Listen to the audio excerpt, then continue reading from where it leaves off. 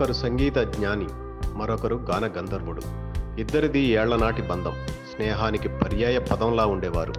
వారే ఇసై జ్ఞాని ఇళయరాజా, గాన గంధర్వుడు ఎస్పి బాలసుబ్రహ్మణ్యం.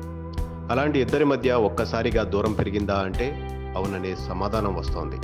అమెరికా టూర్లో ఉన్న తనకు ఇళయరాజా లీగల్ నోటీసులు పంపించారని సోషల్ మీడియా ద్వారా ప్రకటించారు ఎస్పీబీ. ఇకపై ఇళయరాజా మ్యూజిక్ డైరెక్షన్లో వచ్చిన పాటలను ఆయన అనుమతి లేకుండా పాడరాదనేది లీగల్ నోటీస్ సారాంశం.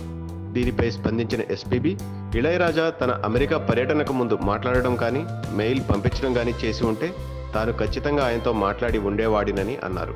తనకు లీగల్ నోటీస్ వచ్చినప్పుడు ఎంతగా ఇష్టం లేకపోయినప్పటికీ తాను కూడా చట్టబద్ధంగానే స్పందించవలసి ఉంటుందని తెలిపారు. తనకు కూడా ఆత్మగౌరవం ఉందని అన్నారు.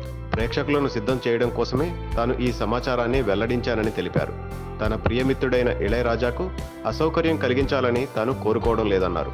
అదృష్టవశాత్తు ఆ భగవంతుడి కృప వల్ల ఇతర సంగీత దర్శకుల పాటలు ఎన్నో పాడానని, వాటినే ఈ ఈవెంట్లో పాడతానని ఎస్పీ తెలిపారు. ఇళయరాజా పాటలు ఎందుకు పాడటం లేదనే ప్రశ్నలు రాకూడదనే ఈ పోస్టు పెట్టానే తప్ప తాను వెల్లడించిన ఈ విషయంపై ఎదుటివారిని నొప్పించే విధంగా ఎలాంటి కామెంట్లు పెట్టవద్దని ఎస్పీ బాలసుబ్రహ్మణ్యం నెటిజన్లను కోరుకున్నారు.